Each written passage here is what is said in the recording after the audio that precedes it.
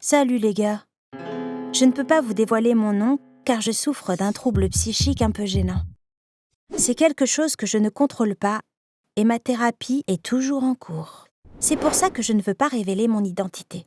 Les gars, je suis une menteuse compulsive. Comme je disais, c'est un trouble psychique. Les docteurs appellent ça le mensonge pathologique. Ça veut dire que du point de vue médical, je suis malade. Je sais que c'est horrible, mais ma maladie, c'est le mensonge. Ça veut dire quoi ça du coup ? Pourquoi est-ce même une maladie, mais surtout, ça se soigne ? Pour ceux qui ne savent pas, je vais essayer d'expliquer ça grâce à des exemples. Je vais aussi tout vous raconter sur mon plus gros mensonge. Quand c'est arrivé, mes parents ont découvert que je souffrais de ce trouble et j'ai commencé la thérapie. Normalement, les gens mentent quand ils en ont besoin. Tout le monde ment. Prenons un exemple très simple. T'es une gamine, tu joues au ballon avec ta petite sœur. Sans faire exprès, tu casses le vase préféré de ta maman. Ta maman se précipite hors de la cuisine en entendant ça. Elle est en colère et elle te demande « Qui a fait ça ?» Tu as peur d'être puni, alors tu dis que c'est ta sœur. Tu l'accuses, tu dis « C'est elle, en plus, je lui ai dit de ne pas jouer ici plein de fois, mais elle m'écoute jamais. » Ta maman te croit ou pas, c'est autre chose. Mais ce qui compte dans cette situation, c'est qu'il y a une raison de mentir. Les menteurs pathologiques n'ont pas besoin de raison pour mentir. On raconte des mensonges, petits ou grands, sans raison. Le fait de mentir, ça fait partie de notre vie. Et puis, lorsqu'on ment autant, on en devient de vrais experts. On commence à créer des scénarios toujours de plus en plus élaborés. On joue alors à une espèce de jeu de persuasion. D'abord, on dit « Voyons voir le meilleur mensonge que je peux inventer ». On commence à se prendre au jeu. Je me demande si je peux les convaincre. Il y a un parc où j'emmène mon chien. Un jour, mon chien a commencé à se bagarrer avec un autre chien. Sa maîtresse devait avoir mon âge. Une fois que les chiens se sont calmés, on s'est assises et avons commencé à papoter. Alors qu'on parlait, je commençais à inventer un mensonge dans ma tête. Elle m'a demandé « Tu fais quoi en dehors des cours ?» J'ai dit « Je m'entraîne pour les Jeux Olympiques. » Elle a dit « Vraiment ? Dans quel sport ?» Et j'ai commencé à lui raconter une histoire. Je fais de la natation depuis que je suis petite. Je n'aime pas vraiment ça, mais ma mère me pousse à faire du sport. Un jour, mon entraîneur a remarqué que j'étais beaucoup plus rapide que les autres enfants. Il leur a demandé de sortir de la piscine et m'a dit de faire 4 longueurs. Il m'a chronométré. Après mes longueurs, il était super heureux. Il n'arrêtait pas de répéter « C'est dingue, t'es incroyable !» Ce jour-là, on a découvert que j'avais un don exceptionnel pour la natation. Il m'a poussé à participer à des compétitions, mais je ne voulais pas devenir une nageuse professionnelle. Comme je disais plus tôt, le sport et l'idée de devenir nageuse professionnelle, ça ne me dit vraiment pas.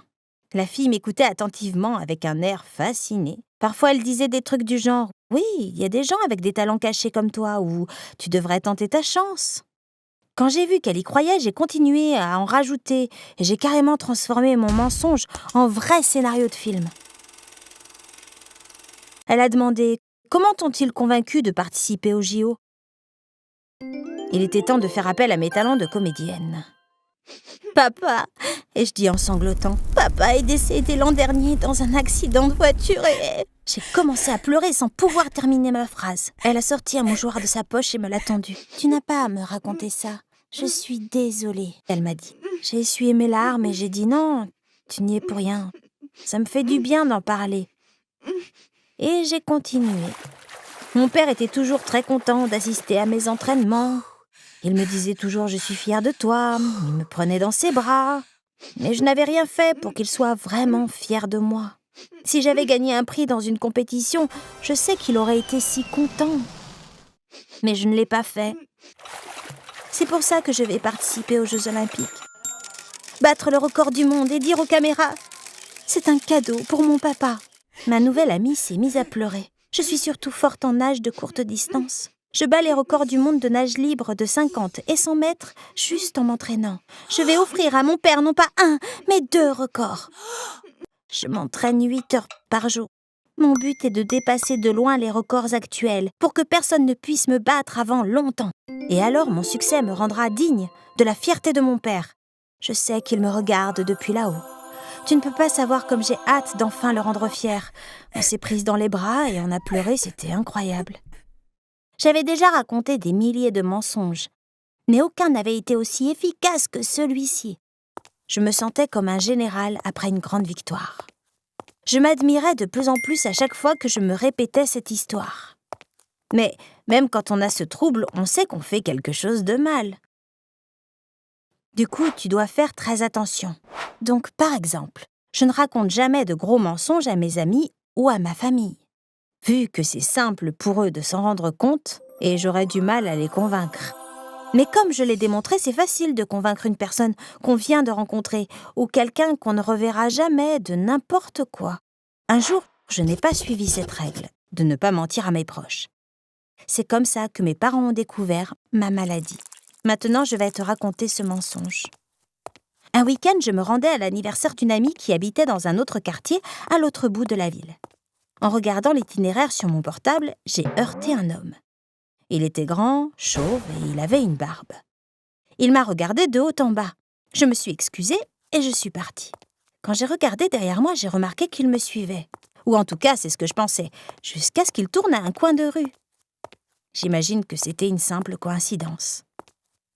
Alors que je m'approchais de chez mon ami, j'ai soudain eu une idée. Qu'est-ce qui arriverait si je mentais à mes amis proches, une seule fois, et à propos d'un homme que je ne reverrais jamais? Ça pourrait rendre la fête inoubliable pour mes amis et moi. C'était mon idée. C'est ce que j'imaginais. Sur ce, j'ai commencé à mettre en scène ce mensonge. J'ai éteint mon portable et je l'ai jeté dans une poubelle avec mon sac. Comme ça, j'aurais aussi un nouveau portable. Une fois arrivée chez mon ami, je pouvais à peine respirer et je pleurais. Quand je suis entrée, tout le monde m'a encerclée, oubliant la soirée. Sans aucune gêne, j'ai raconté mon mensonge. Je marchais en regardant le GPS sur mon portable. Tout à coup, un homme a surgi de nulle part et se tenait devant moi. Il m'a dit de lui donner mon portable et mon sac. Mais avant que je puisse faire quoi que ce soit, il m'avait arraché mon sac. Quand je lui ai donné mon portable, il m'a attrapé le poignet et m'a demandé quel âge j'avais. J'ai commencé à pleurer de fou. Il a commencé à me tirer vers lui. Là, une femme a crié depuis une des fenêtres d'un des appartements. « Lâchez-la, j'appelle la police !» Et il a flippé. Alors j'ai commencé à courir sans regarder en arrière. Cette femme m'a sauvé la vie. Mais j'ai perdu mon téléphone et mon sac. Mon but, c'était d'attirer leur attention. Et ensuite, de profiter de la fête. Mais ça s'est passé très différemment. Je n'étais pas au courant de ça, mais le père de mon ami était policier. Il est rentré dès qu'il a appris ce qui s'était passé. Il s'est excusé plusieurs fois. Il m'a dit que c'était impardonnable qu'une invitée ait dû vivre une chose pareille. On est allés ensemble au commissariat. Ils ont pris ma déposition. Puis, un artiste a dessiné un portrait robot à partir de ma description. Je regrette de ne pas avoir décrit quelqu'un d'autre. Comme une idiote, j'ai décrit l'homme chauve que j'avais croisé dans la rue. Une semaine après, le père de mon ami m'a accompagnée avec mes parents au commissariat. Ils l'avaient attrapé. Ils nous ont conduits dans une salle. On pouvait voir l'homme à travers un miroir sans teint. « Est-ce que c'est cet homme ?» m'ont-ils demandé. Ouais, c'était vraiment le même type. Ils m'ont dit qu'il était sorti de prison l'an dernier et qu'il avait des crimes similaires dans son casier. Qu'il n'avait rien fait depuis sa sortie de prison, mais que ces types n'apprennent jamais. Apparemment, il était retombé dans le crime. Les policiers étaient sûrs d'avoir arrêté le bon type. Ma présence n'était qu'une formalité pour eux. Je tremblais de peur. Je n'avais jamais imaginé que ça puisse aller aussi loin. Je ne savais pas quoi faire. Si je disais oui, c'est lui, j'envoyais un homme innocent en prison. Je l'avais si bien décrit qu'il ressemblait exactement à son portrait robot. Tellement que je ne pouvais pas dire non, ce n'est pas lui. Je me suis mise à pleurer. Ma mère m'a prise dans ses bras, j'avais du mal à parler, je bégayais, j'ai menti, j'ai encore menti. Tout le monde dans la salle était sous le choc. Je leur ai avoué que j'avais menti, j'étais comme en transe. Je ne crois pas que je puisse avoir aussi honte à nouveau de toute ma vie. Une fois rentrée, mes parents étaient tellement tristes. Leur fille unique était une menteuse, mais ils n'étaient pas en colère parce qu'ils savaient que c'était sans malice. Non, ils étaient juste vraiment tristes. Ils m'ont pris à un rendez-vous avec un psychiatre. Pendant ma première séance, j'ai essayé d'être honnête. Puis le docteur nous a expliqué le genre de traitement à suivre. Ça allait être compliqué parce qu'il fallait à la fois prendre des médicaments et suivre une thérapie. On ne sait pas combien de temps ça va durer. Apparemment, le succès de ce traitement dépend de ma volonté. Je veux vraiment guérir de ce trouble et je suis déterminée à tout faire pour réussir, quoi qu'il arrive. Merci de m'avoir écoutée. Si tu veux raconter ton histoire, envoie-la à l'adresse email postée dans la description. Salut! Salut tout le monde, je m'appelle Annie. J'ai 15 ans. Il y a à peu près 3 ans, j'ai découvert qu'en fait, ma mère n'était pas vraiment ma mère. Il s'est avéré qu'elle m'avait kidnappée à l'hôpital. Ma vie a été bouleversée. Il voulait changer mon nom. Je ne m'habitue pas à ma nouvelle famille. Je suis si malheureuse et je n'ai personne à qui parler de ces choses. Je vais tout vous raconter depuis le début. Pour que vous ne confondiez pas, les personnes, je vais appeler la femme qui m'a élevée ma fausse mère, la femme qui m'a donné naissance et avec qui je vis maintenant, je l'appellerai ma vraie mère. J'avais 12 ans quand j'ai appris cette terrible vérité sur ma vie. J'étais à l'école et j'ai été appelée au bureau du directeur. Il y avait un policier et 2 femmes qui m'y attendaient. L'une d'elles était une psychologue et l'autre une assistante sociale. On a besoin d'un psychologue pour dire ce genre de choses à un enfant. L'assistante sociale allait s'occuper de moi jusqu'à ce qu'on m'emmène dans ma nouvelle famille. Ils m'ont raconté ce qui s'était passé très simplement. Les gens qui m'ont enlevée n'étaient pas ma vraie famille. La femme que je croyais être ma mère m'avait volée à ma vraie mère. J'allais être emmenée dans ma vraie famille dès que possible et j'allais vivre avec eux à partir de maintenant. Toute ma vie a changé à ce moment-là. Ma vraie famille vivait dans une autre ville. Quelques jours plus tard, l'assistante sociale m'a emmenée les rencontrer. Je suis passée d'enfant unique à avoir un frère. Ma vraie mère est caissière dans une supérette. Elle ne pouvait pas s'absenter, alors on est allé au magasin. Elle s'est mise à pleurer quand elle m'a vue. Mon vrai père est ouvrier du bâtiment. Il est souvent en déplacement pour le travail.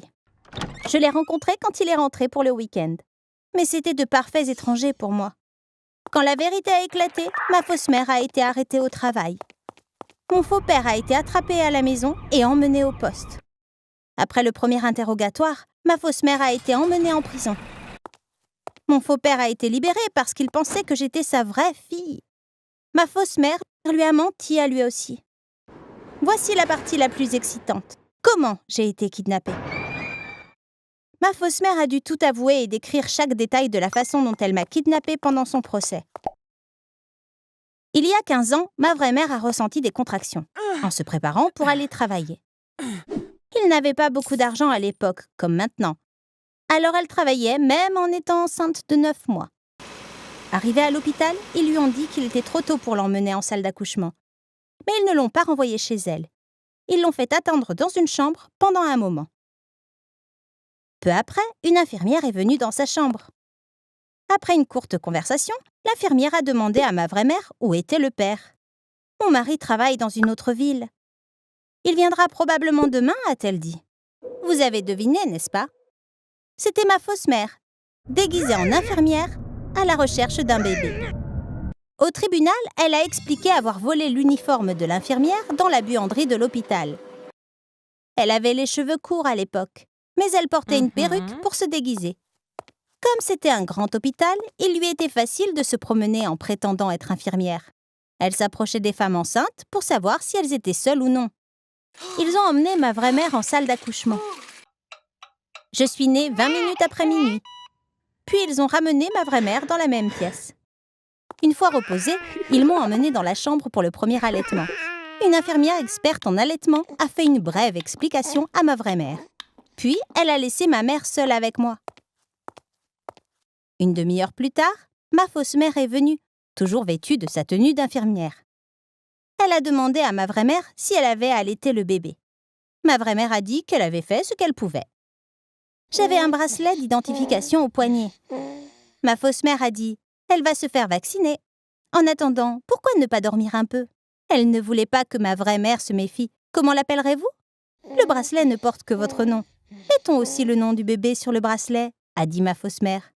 Ma vraie mère a dit qu'ils allaient m'appeler Carla. Ma fausse mère m'a prise et est partie. Elle avait caché un grand sac dans la salle de bain à proximité. Elle y est allée directement et m'a mise dans le sac, a jeté l'uniforme d'infirmière et la perruque, et est sortie de l'hôpital par la porte d'entrée. Je me suis mise à pleurer et à crier. Elle pensait attirer l'attention en prenant un taxi ou un bus, alors elle a marché jusqu'à chez elle. ce qui a pris environ 5 ou 6 heures. Alors pourquoi ma fausse mère a-t-elle fait ça? Même si ça ne l'excuse pas, il y a une histoire tragique derrière ce qu'elle a fait. Ma fausse mère et mon faux père ne s'entendaient pas à l'époque. Mon faux père voulait divorcer. Ma fausse mère est tombée enceinte sans le vouloir, seulement pour sauver son mariage. Elle pensait que son mari ne la laisserait pas seule avec un bébé. Il s'est avéré qu'il l'a quand même quittée. Mais à cause de sa grossesse, il n'a pas demandé le divorce. Alors elle s'est réjouie, pensant, quand le bébé sera né, et qu'il le verra et le tiendra dans ses bras, il fondra et reviendra à la maison. Elle est allée à l'hôpital dès qu'elle a senti des contractions, mais le médecin a dit que le bébé n'était plus en vie. Elle était dévastée car elle avait le sentiment d'avoir perdu non seulement son bébé, mais aussi son mari. Dans cet état d'esprit, elle a imaginé le plan sournois de voler le bébé de quelqu'un d'autre et d'en faire le sien. Elle savait qu'elle ne pouvait pas le faire dans le même hôpital parce qu'il était trop petit. Au bout d'un moment, elle a commencé à visiter le plus grand hôpital de la ville, où elle m'a volé. Après m'avoir ramenée à la maison, elle a attendu quelques jours avant d'en parler. Finalement, elle a dit à sa mère, ma fausse grand-mère, puis à son mari, mon faux père, qu'elle avait accouché. De toute évidence, personne ne pensait que j'aurais pu être un bébé volé. Quand mon faux père m'a vue, il m'a tout de suite aimée. Et il est rentré à la maison et s'est remis avec ma fausse mère le lendemain. Je suis sûre que vous êtes curieux, même si mes sentiments sont mitigés. Je les aime, tous les deux. Ce sont eux qui m'ont élevée, m'ont donné le meilleur de tout et m'ont fait me sentir aimée tout le temps. Ma fausse mère est directrice des relations publiques et mon faux père est ingénieur. Tout allait très bien financièrement. On avait une belle maison et j'allais aller dans une super école privée. Mais le plus important, on était une famille heureuse. Nous avons de si beaux souvenirs ensemble. Mon faux père et ma fausse mère sont des personnes géniales. Ils me manquent tellement, ainsi que l'ancien temps. Ma vraie mère n'est pas à blâmer, bien sûr. Quelqu'un lui a volé son bébé. Elle a dû vivre avec cette douleur des années. Mais même si elle est ma vraie mère, elle reste une inconnue pour moi. J'essaie d'être gentille avec elle, mais je ne peux pas dire qu'on s'entend très bien. Quand on a commencé à vivre ensemble, elle m'appelait par le nom qu'elle m'avait donné. « Bonjour Carla !»« Comment ça va Carla ?»« Qu'est-ce que tu veux manger Carla ?» Au début, je ne disais rien. Mais je m'appelle Annie. J'aime mon nom et je ne veux absolument pas le changer. Finalement, j'ai dû le lui dire. J'ai dit « Je te comprends, mais je ne pense pas pouvoir m'habituer à un autre nom. » Elle était vraiment triste. « Je ne veux pas t'appeler par le nom qu'un kidnappeur t'a donné. »« Qu'allons-nous faire ?» demanda-t-elle. Elle avait raison. C'était encore un autre problème sans solution. On vit ensemble depuis 3 ans maintenant. Mon frère et mon vrai père m'appellent Annie. Mais ma vraie mère ne peut m'appeler que chérie ou mon cœur. Elle évite de dire mon nom. J'ai l'impression que nous venons de mondes différents. On est si différents que quand j'ai appris à les connaître, je ne pensais pas pouvoir être leur enfant. Mais ils avaient fait un test ADN pour le tribunal, qui a prouvé qu'ils sont en fait mes vrais parents. Attendez, je ne pense pas vous avoir dit comment tout ça s'est su. Cette partie de l'histoire est aussi un peu tragique. C'est la propre mère de ma fausse mère qui a dit la vérité à la police. Ma fausse mère et sa mère ne se sont jamais entendues. Honnêtement, je ne l'aime pas vraiment. Elle a toujours été sournoise. Un jour, quand j'étais bébé, elle est venue me voir et est tombée sur le bracelet d'identification de l'hôpital. Il y avait le nom de ma vraie mère dessus. Elle a trouvé ça suspect, mais n'a rien dit à l'époque. Elle est allée à l'hôpital et a fait des recherches pour savoir ce qui s'était passé. C'est ainsi qu'elle a appris que ma fausse mère avait perdu son bébé. Elle est si méchante qu'elle a gardé ça pour elle tout ce temps pour l'utiliser contre ma fausse mère. Ma fausse grand-mère était en maison de retraite depuis un certain temps et elle n'en était pas contente. Quand ma fausse mère est allée la voir, elle a dit qu'elle détestait cet endroit et lui a dit qu'elle voulait vivre avec elle. Mais ma fausse mère a refusé. Elles ont eu une énorme dispute. Et ma fausse grand-mère a appelé la police et leur a tout raconté pour se venger. Pour l'instant, je n'ai pas le droit de voir ma fausse famille. Ma fausse mère est en prison et elle y restera encore 4 ans. Ok, elle n'est pas ma mère biologique. Elle m'a kidnappée. Mais c'est elle qui m'a élevée. Elle me manque beaucoup. Et je suis sûre que je lui manque aussi. Je suis tellement confuse. Je ne ressens rien envers ma vraie maman et mon vrai papa. Je me sens mal de dire ça. Mais j'ai l'impression que j'avais une meilleure famille et une vie plus agréable grâce à ma fausse mère. J'aurais souhaité que la vérité ne soit jamais révélée. J'aimerais pouvoir revenir à ce que les choses étaient avant. Mais je ne peux rien y faire. Je dois me concentrer sur mon avenir. J'attends d'avoir 18 ans. Je vais quitter ma vraie famille dès que je le pourrai. Je veux absolument retourner vivre avec ma fausse mère quand elle sortira de prison, coûte que coûte. Je n'accepterai rien d'autre. Je l'ai appelée ma fausse mère, mais je ne la considère pas comme telle. Pour moi, elle est ma vraie mère et je suis sa seule et unique fille. Merci beaucoup d'avoir écouté mon histoire. Si vous voulez partager votre propre histoire, envoyez-la à l'adresse mail indiquée dans la barre de description. Bye bye!